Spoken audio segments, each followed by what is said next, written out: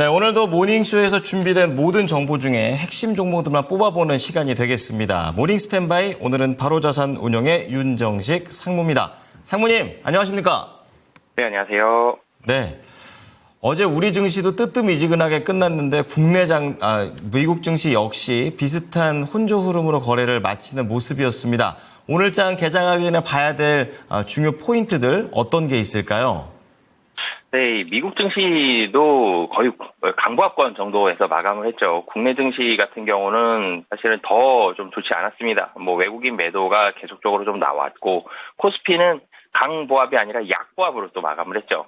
기왕이면 어차피 변동성 별로 없었는데 코스피, 코스닥 모두 다 거의 보합권 보이는데 파란색 보이면서 좀 마감을 했죠. 이 외국인의 매도가 계속됐기 때문에 그런 모습들 보여줬는데, 미국 증시부터 좀 말씀을 드리면, 미국 증시는 사실 분위기가 나쁘지 않았거든요. 어제 한 2시 반 정도죠. TSMC 실적이 국내 장중에 발표가 됐습니다. SK 하이닉스의 움직임이 더 좋아졌죠. SK 하이닉스가 장 후반에 힘을 내면서 한 2%대 중반 정도 상승하던 SK 하이닉스가 1% 이상 상승폭을 좀 늘려가는 그런 모습을 보여줬습니다. 이 121선이 좀 무거워 보였거든요. SK 하이닉스의 121선이 이 19만 원 조금 위에서 움직였었는데 19만 2천 원, 3천 원 요 사이에 121선이 있었는데 이걸 살짝 올리면서 뚫고 올라가주는 그런 모습을 보여줬습니다. 수급적으로도 외국인도 샀지만 기관 그중에서도 연기금이 좀 눈에 많이 띄었거든요. 어제 이 150억 정도 연기금이 매수를 해주면서 SK 하이닉스 상당히 좀 무거워 보였었던 121선을 뚫고 좀 올라가는 그런 모습. 사실 이전에 20만 원이 이제는 거의 다 왔습니다. 16만 원이 떨어지고 15만 원까지 갔을 때에는 20만 원 다시 못 오나라고 걱정을 했었는데 SK 하이닉스 올라가는 모습 보여줬는데, 이 미국 증시에서는 이 TSMC 호실적이 나오면서 반도체 분위기가 국내 증시처럼 좋았어요. 네, 좋게 시작을 했고, TSMC 그러면 SK 하이닉스와 TSMC가 엔비디아의 핵심 기둥이죠. 그래서 TSMC 실적이 좋다. 그래서 SK 하이닉스도 국내에서 좀 좋은 모습이 있었던 건데, 엔비디아 당연히 분위기 좋았고요. 필라델피아 반도체 지수도 장 마감은 1% 아래로 마감을 했지만 상승폭이, 근데 장 중에는 사실 더 많이 상승을 하는 그런 모습이 있었거든요. 좋은 흐름으로 시작을 했고, 반도체가 좋으면 대체적으로 기술주들도 분위기가 좋죠. 그래서 기술주들 분위기도 좋았었는데, 문제는 장 뒤로 가면서 옵션 만기일에 따른 이 차익 실현 매물이 출회가 됐습니다. 그러면서 상승폭을 계속 갉아먹었죠. 상승폭이 계속적으로 줄어들면서 TSMC는 물론 많이 올랐지만 필라델피아 반도체 지수의 상승폭도 많이 줄어들었고, 그러면서 전체적으로 지수 상승폭까지 줄어드는 그런 모습을 보여줬습니다. 미국 증시는 그래도 장중에 상승의 맛이라도 좀 봤는데 국내 증시는 좀 아쉬웠죠. 그리고 이 좀 특징적인 부분이 헬스케어 종목들이 전체적으로 좀 하락을 했거든요. 이 엘리벤셀스라고 헬스케어 보험 제공업체가 있습니다. 이게 여기에서 헬스케어 전체적인 전망을 하향으로 보면서 이 종목도 하락을 했지만 꽤 크게 하락했어요. 하락을 했지만 그 외의 헬스케어 종목들도 하락을 했다라는 점. 이 국내 증시도 좀 이따가 제가 헬스케어 말씀을 좀 더 드릴 텐데, 미국 증시에서 헬스케어 중심으로 좀 차익 실현 매물이 많이 나왔다. 반도체도 매물 나왔는데요. 헬스케어 중심으로 차익 매물이 상당히 좀 많이 나왔다라는 게 미국 증시의 또 한 가지의 특징이었고요. 국내 증시로 넘어오면 좀 전에도 말씀을 드렸지만 외국인이 양시장을 다 매도했어요. 그래서 다 하락을 했고 약보합 정도로 마감을 했습니다. 매도가 어디로 나왔는지를 보면 사실 안타까운 점이죠. 좀 전에 제가 TSMC, SK 하이닉스 얘기도 드렸는데 삼성전자를 많이 팔았습니다. 외국인이 어제 4천억 정도, 4,049억 원이 외국인 코스피 순매도 금액입니다. 근데 삼성전자만 2,770억 원 정도 되거든요. 3분의 2 정도가 3분의 2도 사실 넘죠. 3분의 2 정도가 그 이상이 삼성전자로 매도가 좀 집중이 됐습니다. SK 하이닉스 같은 경우는 외국인이 매수해줬거든요. 굉장히 크진 않지만 177억 원 매수를 했고, 그럼에도 불구하고, 그리고 그 외의 반도체 종목들도 이 외국인들이 대체적으로 좀 매수하는 모습을 보여줬는데 삼성전자의 강한 좀 순매도를 보여줬고, 그리고 삼성전자뿐만이 아니라 시가총액 최상위 종목 중에 또 눈에 많이 띄었던 게 현대차, 기아, 이 자동차 종목들이 눈에 많이 띄었습니다. 삼성전자 2,700억 정도 매도를 했는데 현대차가 720억 매도를 했거든요. 두 종목 합치면 3,500억입니다. 이 두 종목이 매도 금액의 90%거든요. 상당히 좀 많이 두 종목으로 좀 집중이 되면서 시장의 분위기를 안 좋게 했고, 자동차 같은 경우는 우려감이 좀 있죠. 내년도 자동차 판매에 대한 우려감.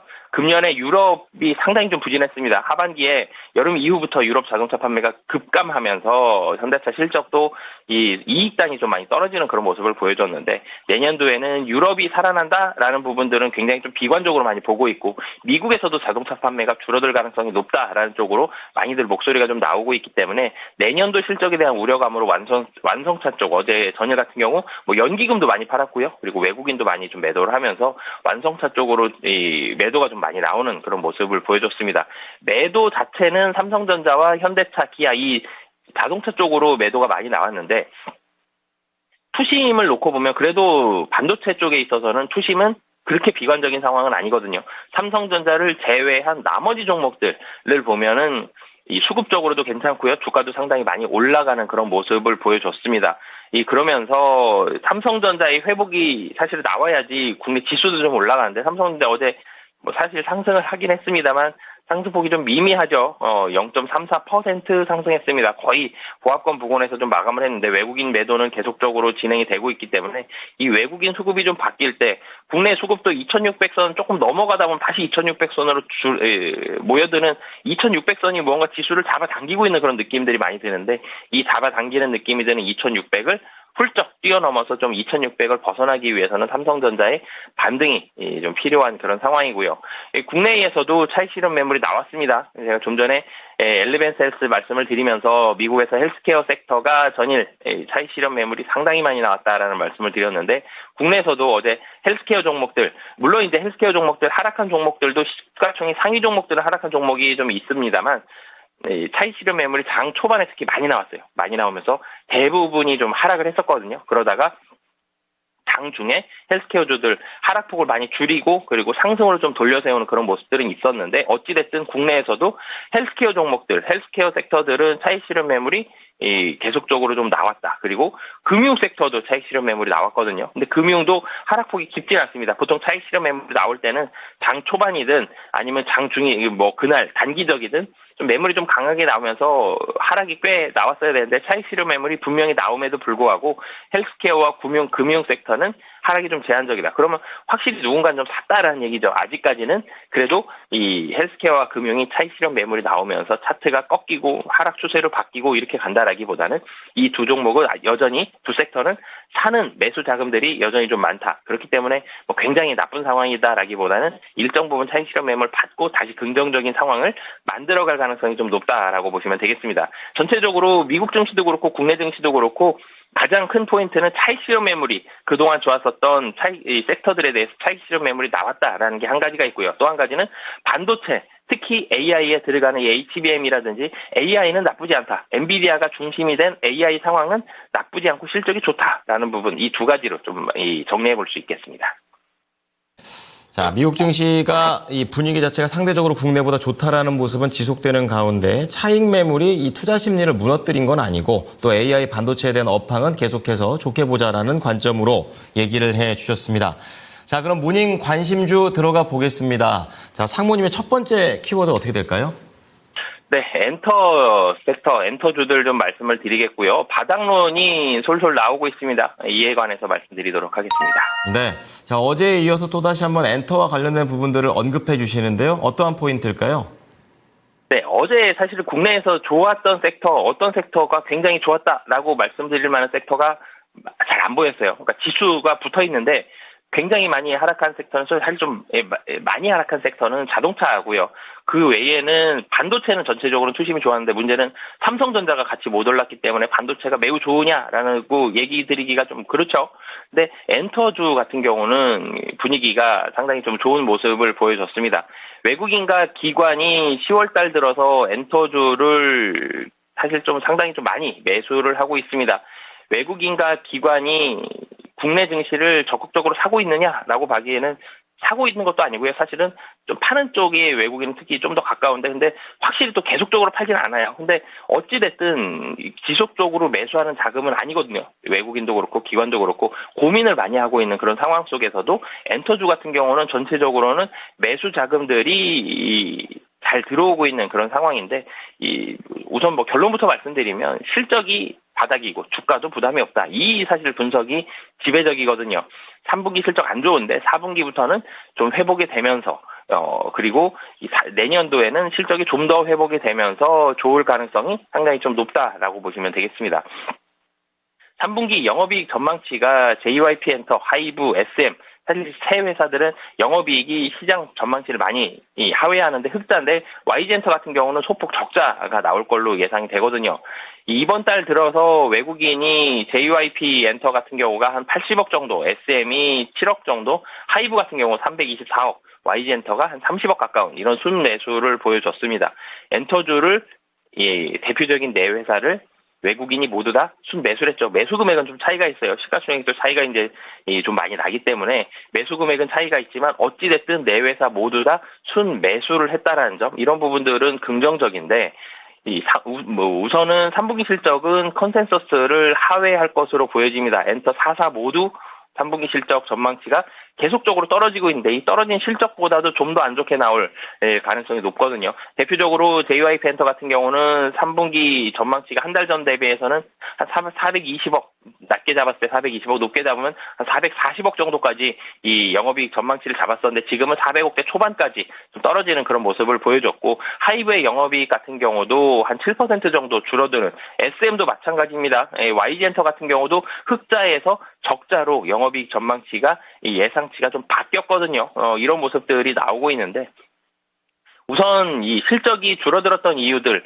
사실 이게 일회성적이다 그러면은 이 긍정적이고, 이게 추세적으로 이렇게 나올 가능성이 높다. 게임주들이 몇 년간 추세적으로 실적이 좀 악화가 됐었죠. 이런 모습이 나온다 그러면 암흑기가 좀 더 길어질 수 있는데, 이 이유를 같이 좀 살펴보면 상반기에는 앨범 판매가 줄어들었습니다. 근데 이 앨범 판매는 앞으로 확 늘어날 가능성이 높지 않죠. 대형 이런 이 그룹들, 뭐 블랙핑크라든지 BTS라든지 이런 그룹들이 컴백을 했을 때는 앨범 판매가 순간적으로 좀 늘어날 수는 있겠습니다만, 전체적인 상황들을 봤을 때 앨범 판매만 놓고 봤을 때는 뭐 굉장히 빠른 속도로 늘어난다, 그런 상황들이 오기는 쉽진 않다라는 점. 앨범 판매는 위축이 되는 거는 예상을 했습니다. 근데 실적이 더 안 좋게 나온 거는 파리 올림픽이 있었습니다. 파리 올림픽이 나오게 되면 그만큼 스포츠로 관심도가 좀 더 많이 가게 되고, 이 엔터 쪽으로는, 연예 쪽으로는 관심도가 좀 떨어지게 됩니다. 그러면서 공연도 줄어들었고요. 여러 가지 그 외의 행사라든지 활동들이 줄어들었습니다. 그리고 대형 IP에 대한 활동이 줄어들었고, 비용이 늘어났다라는 게 굉장히 좀 포인트거든요. 코로나 이후부터는 모든 산업에 있어서의 비용이 많이 늘어났습니다.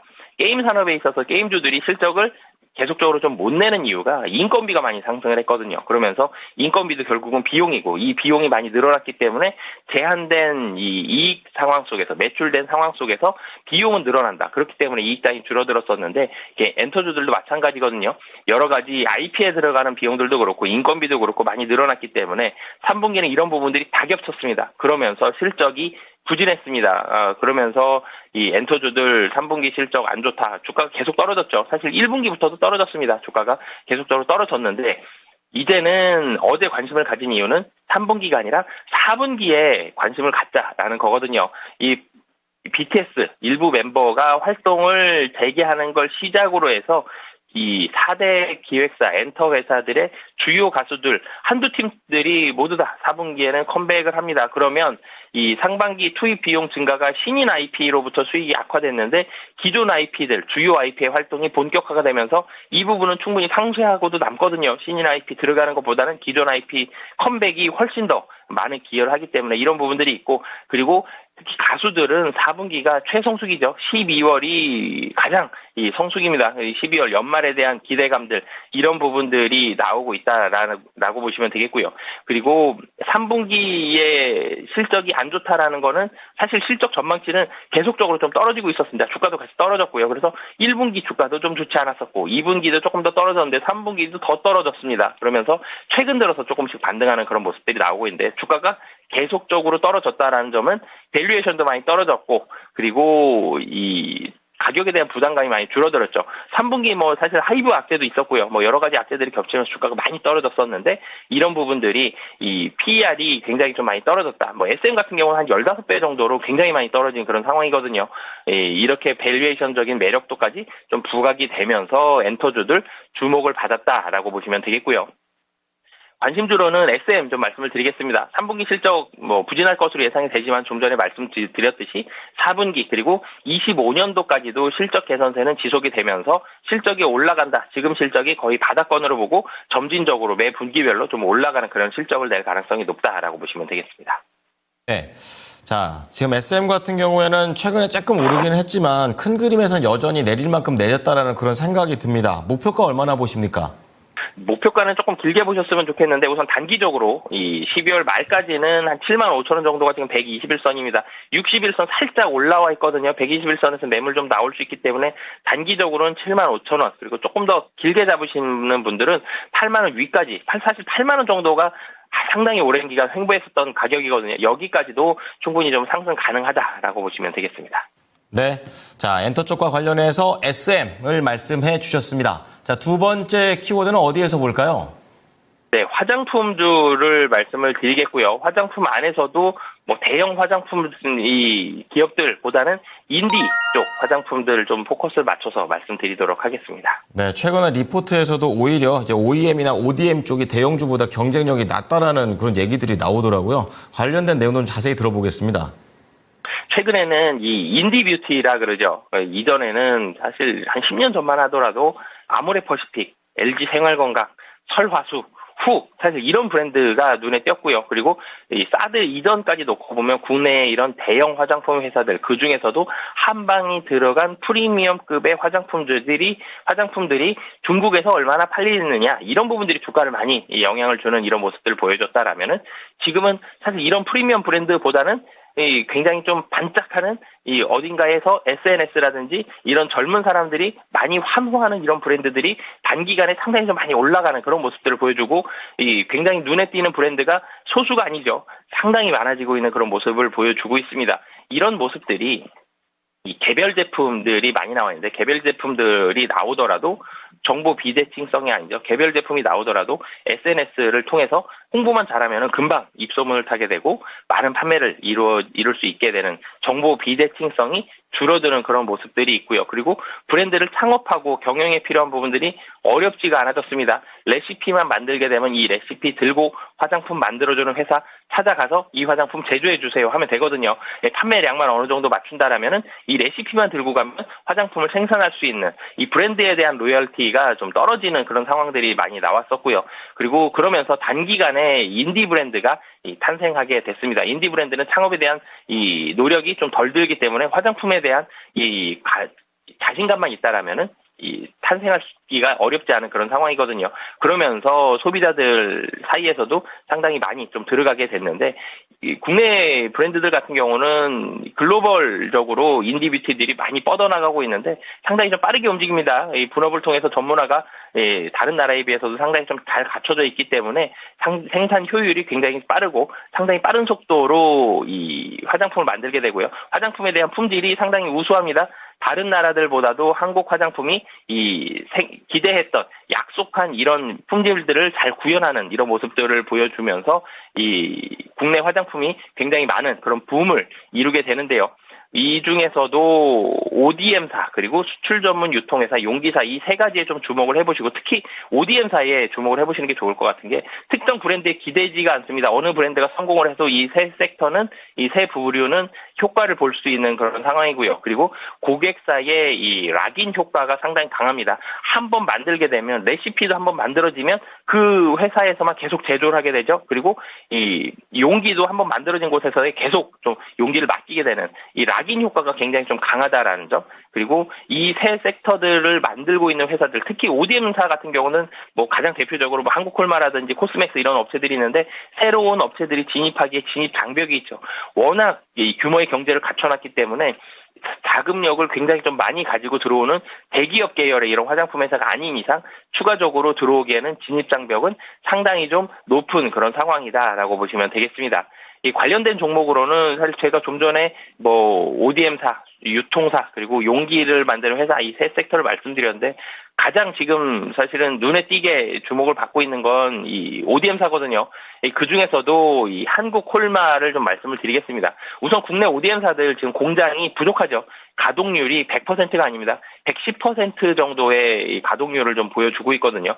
그만큼 공장이 부족한 상황에서 거의 그냥 풀 가동을 하고 있는 그런 상황이다라고 보시면 되겠고요. 한국 콜마도 마찬가지입니다. 공장이 생산이 부족해서 이 풀 가동을 하고 있는 상황이었고, 그리고 이 선케어 제품이 상당히 한국 콜마의 주 수익원이었는데, 선케어다 그러면 계절성의 영향을 굉장히 많이 받고 있죠. 여름에만 상당히 많이 소비가 되는 그런 상황들이 있었는데, 수출을 많이 한다라고 말씀을 드렸죠.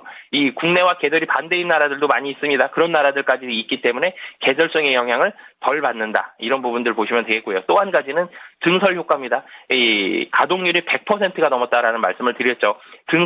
증설하게 되면 그만큼 많은 물량을 받게 되고, 지금은 한 달 이상 ODM사들은 기다려야 되거든요. 이런 부분들까지 본다라면 증설 효과도 본격화된다. 그렇기 때문에 실적도 당연히 계속적으로 좋은 모습들 나올 가능성이 높고, 한국 인디 브랜드의 전성기는 앞으로도 지속이 될 가능성이 높다라는 점 등을 봤을 때 한국 콜마까지 관심 있게 보시면 좋을 것 같습니다. 자, 말씀 들어보니까 화장품 업황의 이런 변화점은 이제 다시 한번 방송계에서도 약간 유튜버들이 늘어나는 것과 좀 비슷하지 않을까? 좀 이런 생각이 듭니다. 한국 콜마 중장기 관점에서 이제 거의 고점 수준에 도달해 있는데요. 목표가 얼마나 볼까요?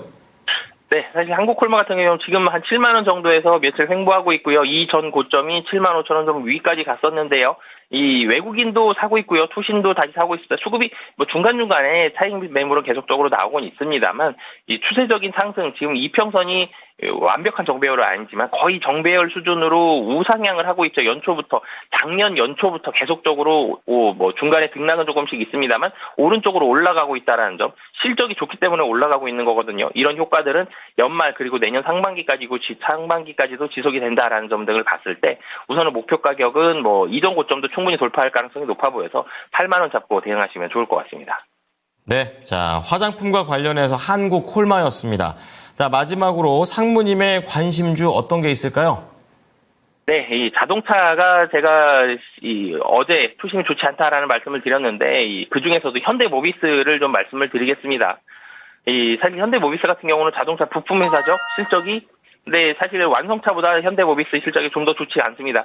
전장 쪽으로 상당히 많이 포커스를 맞췄었는데 전장 쪽 매출이 좋지가 않거든요.